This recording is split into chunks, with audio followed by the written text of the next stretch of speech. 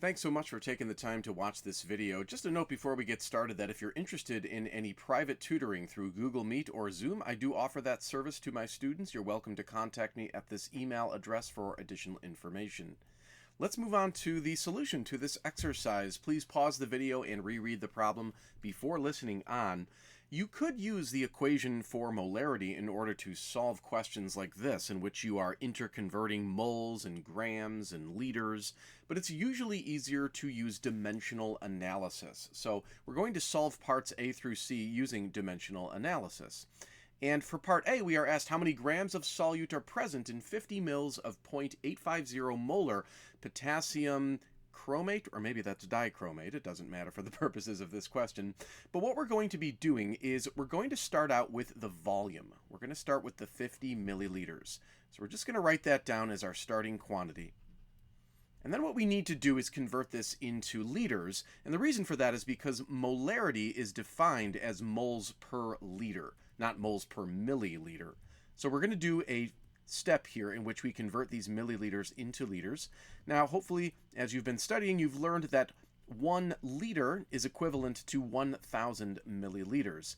Now notice the way in which we have set this conversion up. We have made sure that the starting unit is sort of situated diagonally in the conversion factor. We want it diagonally situated because when we multiply, then those units will algebraically cancel out, and that would leave us with liters. Now the next part of our dimensional analysis is going to use the molarity. This is the molarity right here. And molarity, don't forget, is equivalent to moles per liter. So we can translate that molarity as 0.85 moles of our solute. Let's make a little more room here. Our solute is K2Cr2O7.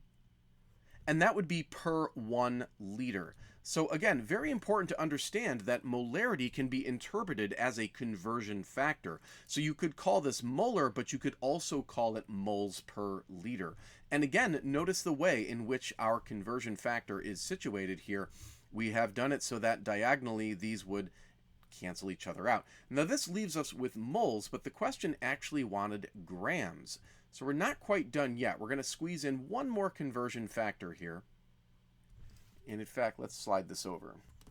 And in order to get this into grams, we're going to understand once again that if we have moles in our quantity here, we have to put moles in the denominator there so that it cancels out. And of course, there is a way to convert from moles of our solute into grams of that same solute. We're going to need the molar mass. So let's take a look at the periodic table of elements and learn how to come up with the molar mass.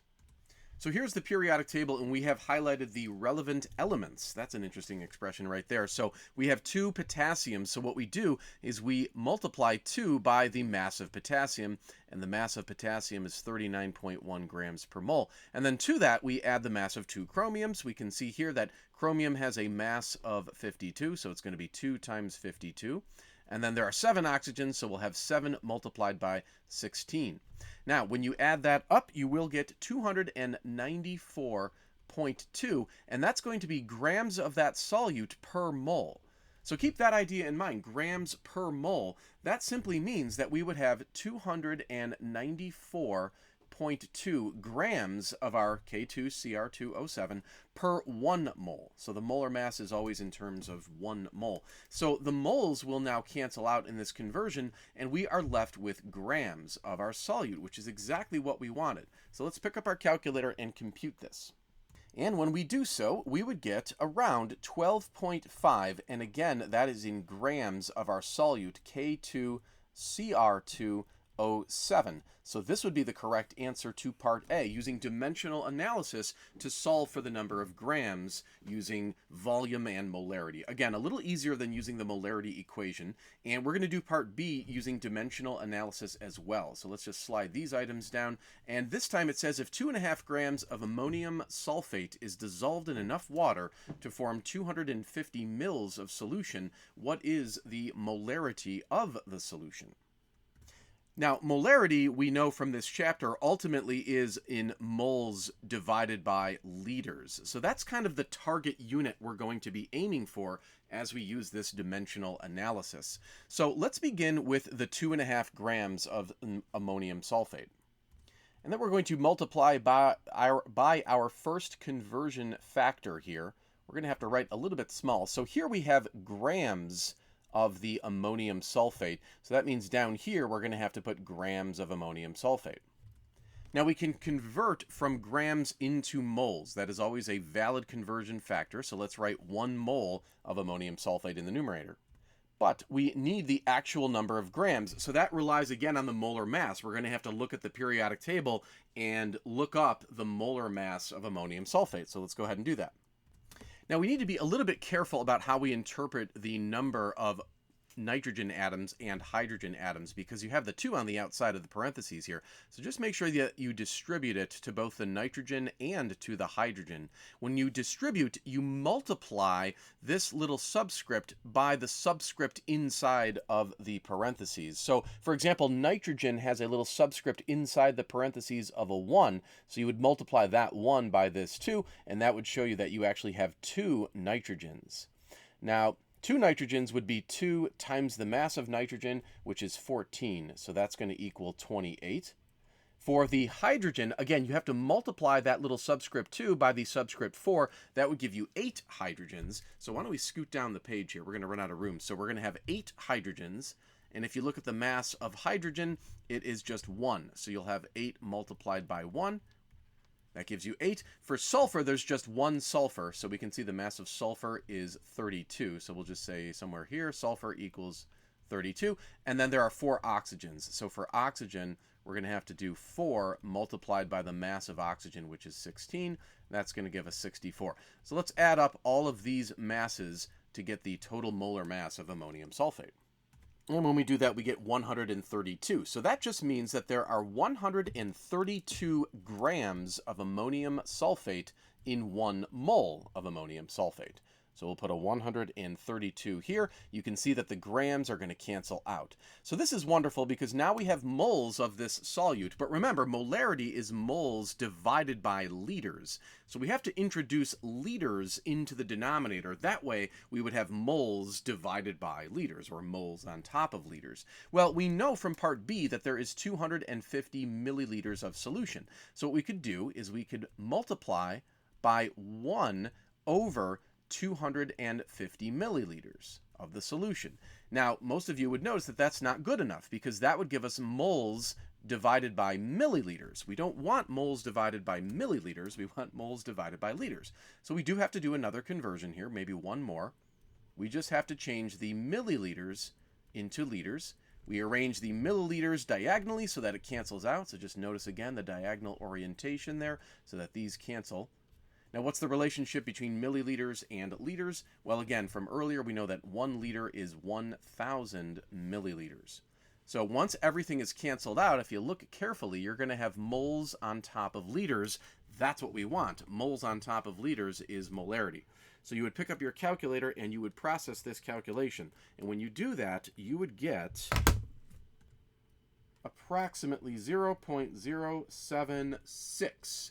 You can write that as moles per liter. That would be valid. But remember, moles per liter is the same thing as molarity. So you could use the symbol capital M to represent molarity.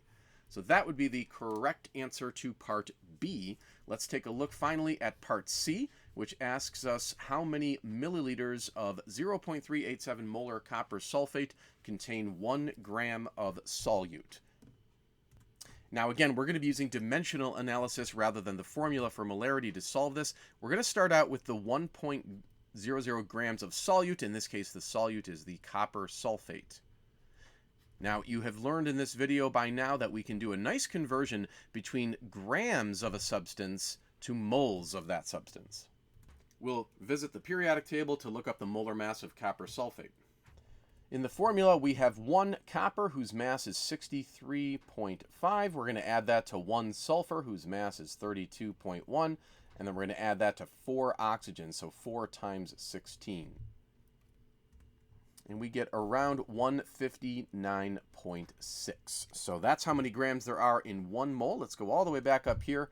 Now we can insert that into our mass right here, 159.6.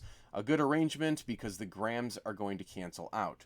So now we have the moles of solute, but we don't want that. We want the milliliters. So we're going to do another conversion factor here. Let's go ahead and set it up. We're going to just once again notice that since you have moles of copper sulfate here, you have to put moles of copper sulfate down there. And we can see from the molarity that you would have 0.387 moles of copper sulfate per 1 liter. Just remember, molarity is the same thing as moles per liter. So we could set that up as follows. We could say we would have 1 liter of the copper sulfate solution, and that's going to be the 0.387 moles of copper sulfate. So now we can cancel out the moles of copper sulfate. We have liters right now. We're almost there. We just have to change the liters into milliliters. So that's just one final conversion in which we know that 1 liter of this copper sulfate would be 1,000 milliliters of the copper sulfate. And it's always a good idea to put your copper sulfate or whatever formula you're dealing with in the question into your conversion. So now the liters cancel out. We are left with milliliters. We just pick up our calculator and compute. And when we do that, we get around 16.2 milliliters of the copper sulfate solution. That would be the correct answer to part C.